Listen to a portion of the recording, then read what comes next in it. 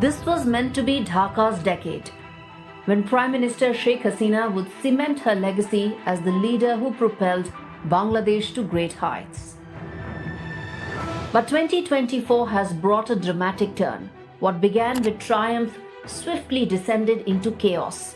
In January, Hasina stood victorious. She became Bangladesh's longest-serving Prime Minister after a landslide win over rival Khaleda Zia in the Battle of Begums.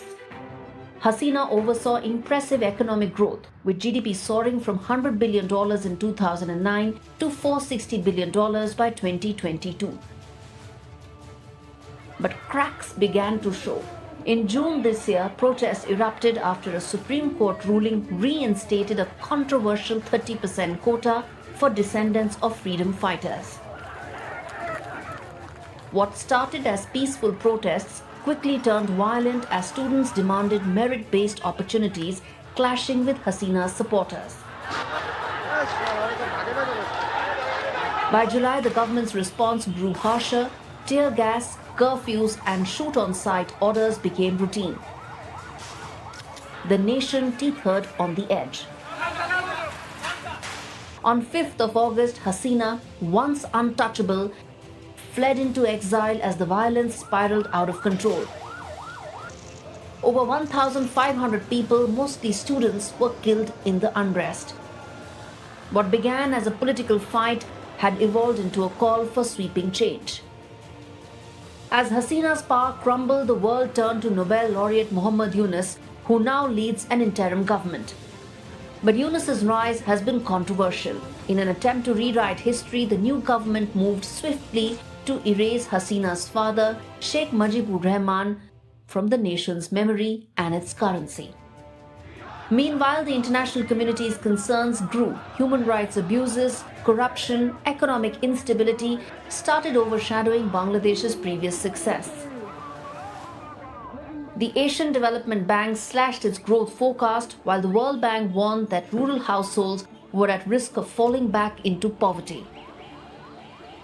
The violence also deepened. Islamist groups like Jamaat-e-Islami, once sidelined, are now back in power.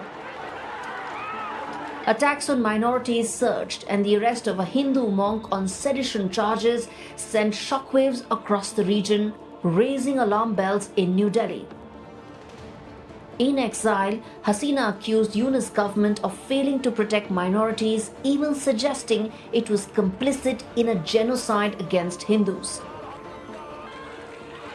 The most startling shift, however, is Bangladesh's new geopolitical direction. After decades of tension, Bangladesh is drawing closer to Pakistan.